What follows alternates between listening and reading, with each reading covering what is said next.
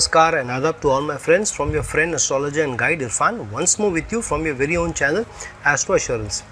Today we'll talk about a very important relationship and how the relationship can also be seen from different lagna, and it can also manifest very strong results from you. Now, what is this very important relationship that we are talking about?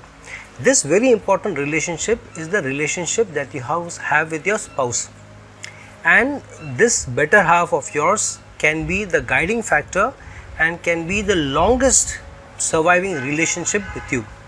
This is also an important relationship because the spouse, if you have only one spouse and if you are married at the right time, then this relationship, the spouse can remain with you for the longest period of time, that too in the closest quarters with you, which means in the same house. Normally your children may live with you for the first 15, 16, 20, 25 years maximum, and then they may branch out and they make their own life, they make their own future. Your siblings may be with you till your age is maybe 20, 25, and they may also branch out and make their own life, their own family and so on. And your children may also be with you for the similar number of years. So normally no relationship will live with you in close quarters for a very long period of time. In India we have joint families, but even then the access that you have to children and how involved they are with your lives and how much of involvement you may have with their lives after they get married is very limited. However, the spouse is a relationship which every part of your life, every situation of your life, every area of your life, the spouse is completely involved and deeply involved and should be involved, because the spouse will know you much better than anybody else. You let down your guard most in front of your spouse. The spouse knows every nook and cranny of your body. She or he may know every boil, every pimple, every outgrowth of your body, and they may also know the smallest of small emotional challenges that you may go through, ups and downs, and they may be able to observe you from very close quarters, which anybody else may not be able to do, and with that interest that the spouse may take in you. Because one of the reasons is the spouse's dependency on each other is very large. Second, because of the intimacy and the closeness of relationship, the dependency on each other and the confidence on each other and the commitment about each other is also very large and very high, and that's why spouse is a relationship which is the critical to one's life. And hence when we ask questions about a married life, or we look into horoscopes, into how a married life is going to manifest, sometimes we get our kundlis or horoscopes matched just to know what the spouse's relationship and ours with the spouse could be. So this is definitely an area of importance and also sometimes concern for us. So enough importance should be given to this relationship, and it should be the relationship or the area that we looked into most deeply, more than our career, more than our health, more than our reputation, more than our material benefits. The relationship with the spouse should be most deeply seen with. And because if you have a good spouse, if you have a very loving and supportive and caring spouse, then even the most trying of times can pass with ease. But if you have the most abundance in your life, the greatest riches, and if you have a tough spouse to deal with, and the spouse becomes inimical to you, drags you to court, puts allegations on you, has less confidence on you, charges you with unethical conduct and all, then life can be miserable for you. And second, the most reputation that one loses in society could also be by virtue of how our spouse treats us. If our spouse says that we are a good person and we are honest, we are ethical, we are loving, supporting, and we are more humanitarian, then the world does sit up and take notice. The world believes the parents less because they know that parents will always have a soft corner towards the child. Our children may be able to tell that about us, but generally children don't do that till very late in life. But spouse is the person who has the freedom and the license to criticize also. So in spite of the license to criticize, if the spouse yet pinpoints a finger at you, and that too a good finger at you, saying this is a good man, this is an honest man, this is a caring and loving spouse or a wife, then definitely the chances of you being a good person is higher, and people do take notice and people treat you accordingly. So how do you see spouse's position from a Uppada lagna perspective rather than just the 7th house alone? And that's why the Uppada lagna is important, because this Uppada lagna validates what the 7th house may or may not be telling you, or what the Navmanch is throwing light or not throwing light on certain aspects of life. So let's see, how does the Uppada lagna tell us how the relationship may manifest, how it may play out, what kind of challenges and or successes it may bring to us. So what is the Uppada lagna? Uppada lagna is seen to be, the starting point is the 12th house. The 12th house also, because the 12th house is the house of bed pleasures as well, and this is an important house which is also the culmination house or the house leading to moksha, and that's why, because it's a house of eternity, and we are told, at least from the Hindu scriptures, that the spousal relation is such that it's a karmic relationship, and the relationship may keep coming up in different lives, maybe in different forms, it may manifest in different forms, and that's why the 12th house is key, because of being both house of eternity, moksha, and also the house of bed pleasures. So the way the Uppada lagna is calculated is, the lord of the 12th house is seen first and where it is placed. So if, say for example, if you have the Taurus lagna, then the 12th house is ruled by Mars, and then we see first where is Mars placed in the horoscope, or how far is it placed from its placement, which is from the 12th house. Say for example, Mars is placed in Leo in the 4th house, then Mars is placed 5 places from its ruling house, which is the 12th house. So if Mars is placed in Leo in the 4th house, which is 5 houses from Aries sign, which is the 12th house, then we see 5 more houses away from Mars, and that becomes your Uppada lagna. So if Mars is placed in Leo in the 4th house, 5 houses away from that would be the sign of Sagittarius, and it would be the 8th house. And so what is the 8th house for Taurus natives? The 8th house for Taurus natives is Sagittarius. So now Sagittarius sign and the 8th house becomes the lagna of the Uppada lagna, or becomes the Uppada lagna.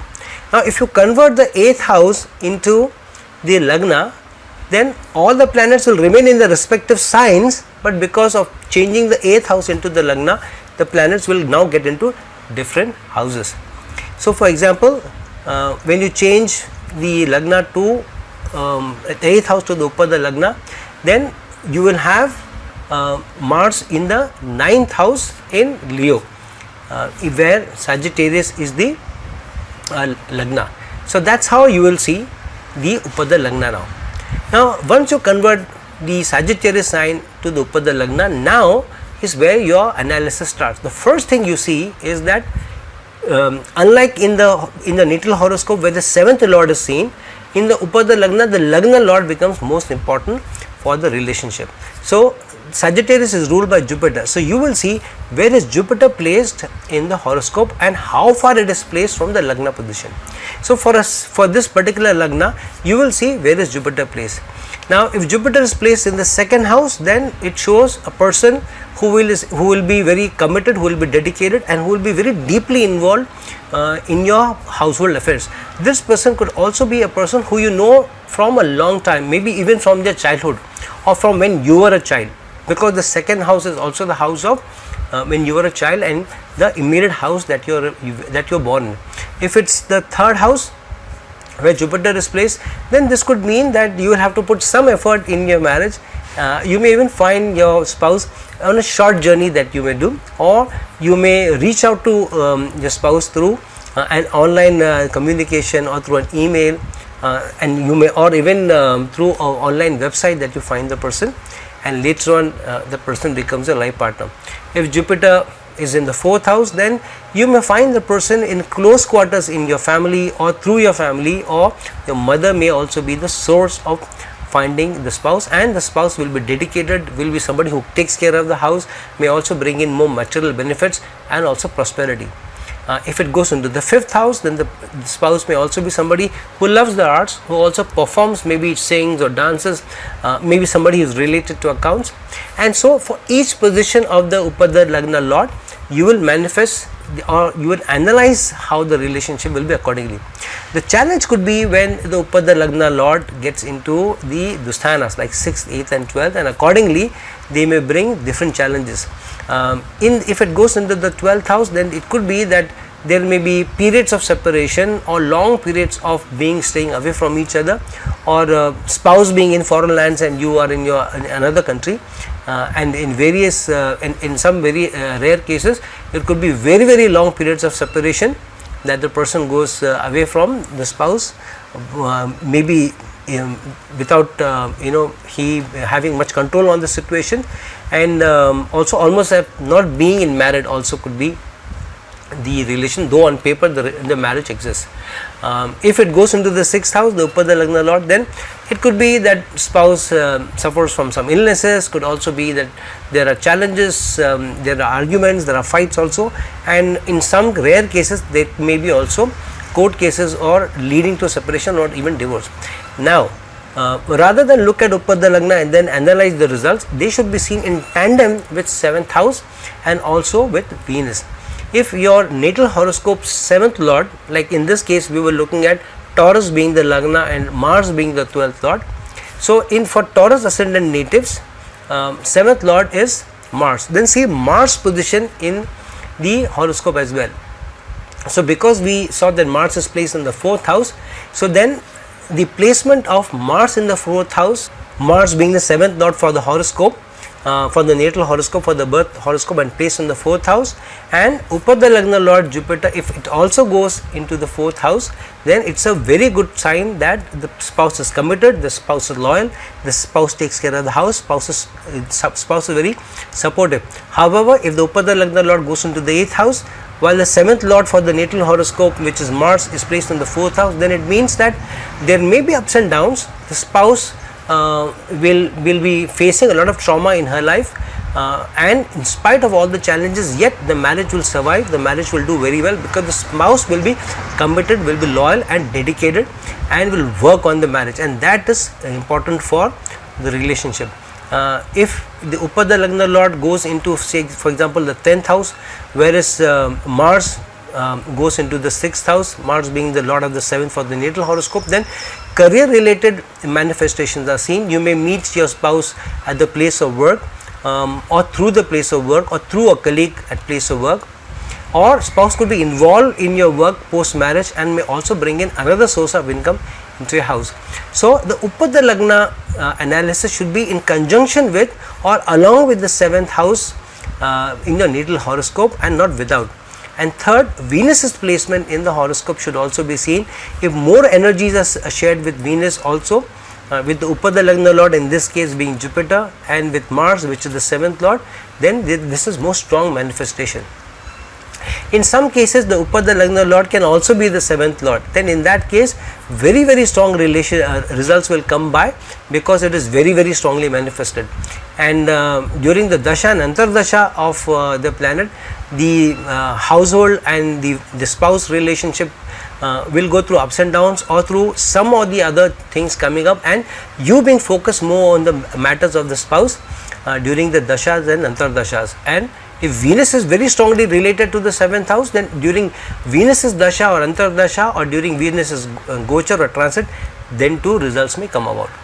So friends, check where is your Uppada lagna, where is your Uppada lagna lord placed in, what kind of energies it is sharing with the 7th house or 7th lord and with Venus, and look at the results, overall results of your marriage along with the three rather than alone, and then you will be able to go to very finer details about what your marriage can throw up, and then validate those results from the Navmanch also, because Navmanch to a large extent also shows your married life, and then you will get more closer results, you will get more finer results, and you will get more accurate results, and you will also be able to pinpoint the results closer to home about your spouse, her nature, his nature, characteristics, ups and downs in marriage, strengths and challenges of the person, and how good or bad the marriage will be, how happy or unhappy you could be, and how stable or unstable the marriage could be.